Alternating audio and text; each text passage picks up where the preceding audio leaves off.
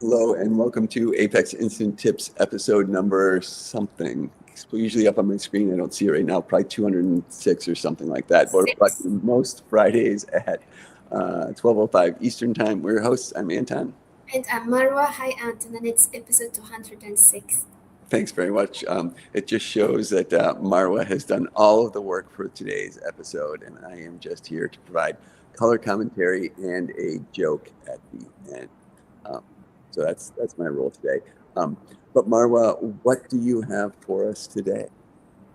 Yes, so today I'm going to present some tips about application settings, as you can see in the title of the video. So I have an application. It's a very simple one. I'm going to share my screen. And am I sharing? Yes. So this application, at the top corner, I have the menu help. When I click on that, I have this dialog page with text message. It says if you require any assistance, please contact our support team at help@talent.com. So if I go to page designer and show you the content of that region, So it has code. I did something wrong, Marwa. There we go. Can you repeat that? I did something to break something. So go ahead. Okay, so I have this application and we have the menu here that says help, and when you click on that you have this pop-up page with a text that if you need any assistance you can contact the support team at this email address. If we take a look at this region on the page designer, so it's referencing this help email and it's an application item. Now to have a value, to get the value that to have a value, to set the value of that application item, I have a computation done on the application level. This is the computation that I have on the help email item. And if you take a look at it, it's not SQL query getting the value from a table. It's rather using the API of Apex application settings to get the value. So support email here is actually an application setting. Okay, so if I want to change this, I have to go into the Apex Builder and change it in the Apex Builder, and then it'll be part of the application. You can do that. We can access the application setting from here from the shared component section. But there isn't another way to do it, and these are the application settings that I have currently, and this is the email that you just saw. But I've created a page and I've provided a way to users to manage those application settings here. And because we have an API, it was introduced in Local Apex 22 or 21, I think, that allows you to get and set the value of an application setting, right? Oh, okay, great. So I don't have to do a code promotion that's the big thing. And I did see on the other screen, you showed it really quickly, but it's got the on upgrade keep value. So if I change it in production, it will stay.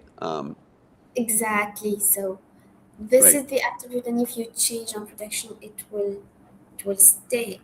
right. And I've even noticed that if you change it on your screen and then you come back to this screen, it will have your change in here because, of course, it's being read from the same place. Okay. Yes, right. You mean like this? That was Yes, exactly. And then yes. if you So just go back to the other one, it'll be in the other screen here if you click refresh or whatever. Yeah. Yeah, excellent. Okay. yes, and of course I presented other application settings that you can use. Not only support email, the file storage type, for example, or number of decimals.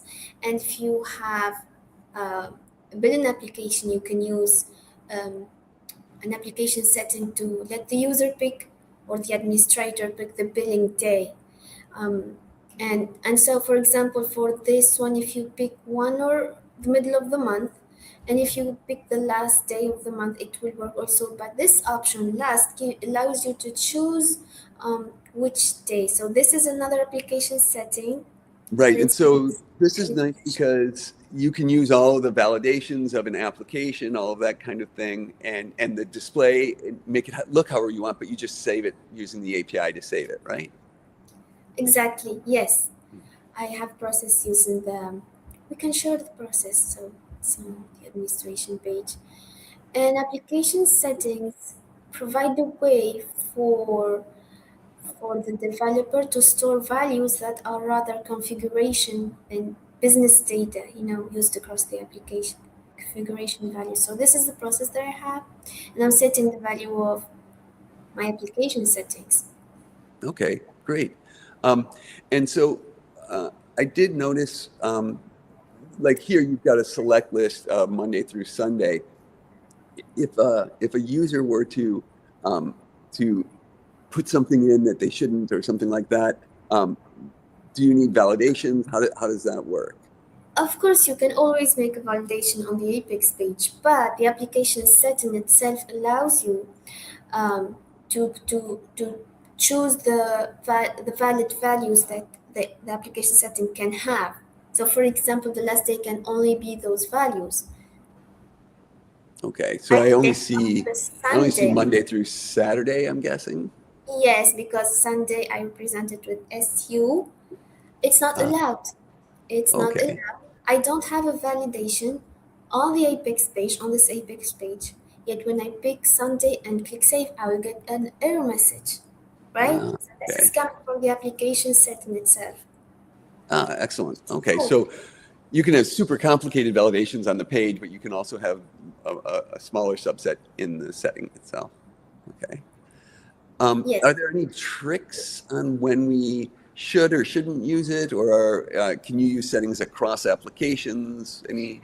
I think if you're going to use the application setting to store a text, a message that you want to display somewhere on the application on the pages, it won't be a great idea because you have to ensure that that text will be translated. And so I think probably using other approaches would be better. Okay. Um, so what kind of like you? Oh, like you're talking about like the Apex laying messages in the translations, something like that. Okay. Yes. Yeah. Yeah. Um, yeah. And can you use because in the API, it's the get API that you showed, you didn't specify the application. So the get is always going to get it for the application that you're in, right? Right. So yes, the code will work with the context of this application, and it will set and get the values of those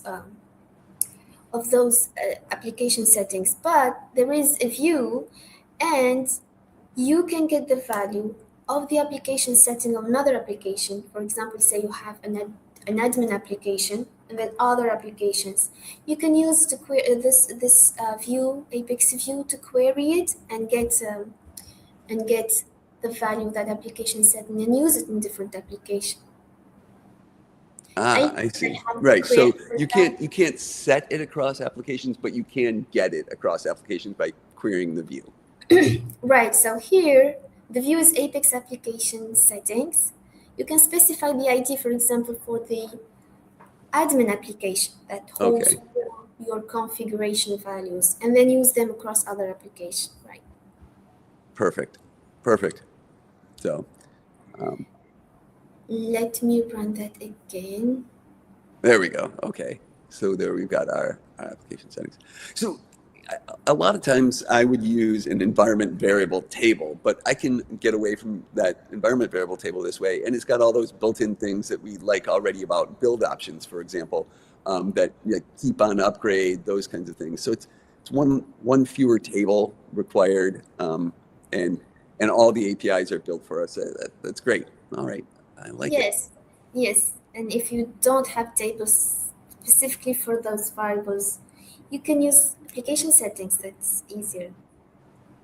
All right, excellent, excellent. Well, that was definitely within our 5 minutes. I didn't even set a timer, but I'm confident we were well, pretty close anyway. If we weren't within 5 minutes, so all right. Well, I have a joke that I can share. Let's see. So if you just came in for the tip, stick around. That's it. But I have a little tip, and I'm going to try and see. I tried to add my screen earlier, and it didn't work. Let me see if I can add it again. Um, Share screen, allow, and I'll just try. Last time I did share window, and I don't think it worked. No, I'm going to try this again. Sorry, everybody, but let's see if I can share my whole screen and if that will work.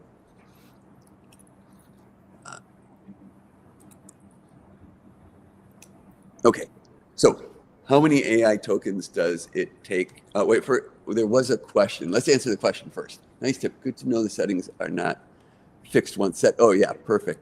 Yes. Yes. Okay. Uh, so here we go. How many AI tokens does it take to screw in a light bulb? So Haiku, 14 tokens, 0.0002 cents. Twist clockwise, you're done. It arrived, answered, and left before the question was asked being finished. Opus 5, 9,400 tokens. It notes the efficiency, etc. It's 70 cents. Fable 5, I'll let you read it. I don't need to comment on that.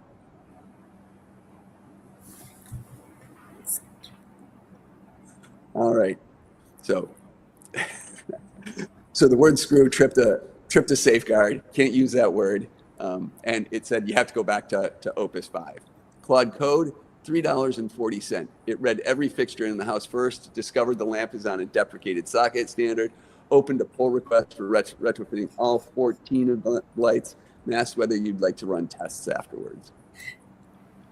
And then if you're using an open source model, its meter is at 14 million, it looks like, or 1.4 million. The fans have changed pitch twice. It's still running, but you'll get your power bill when it's done. So there you go. Those are the costs of AI models to screw in a light bulb. So Wow. if you there it is. That's my joke of the day. Now, these are the kind of new jokes related to AI. They're so funny.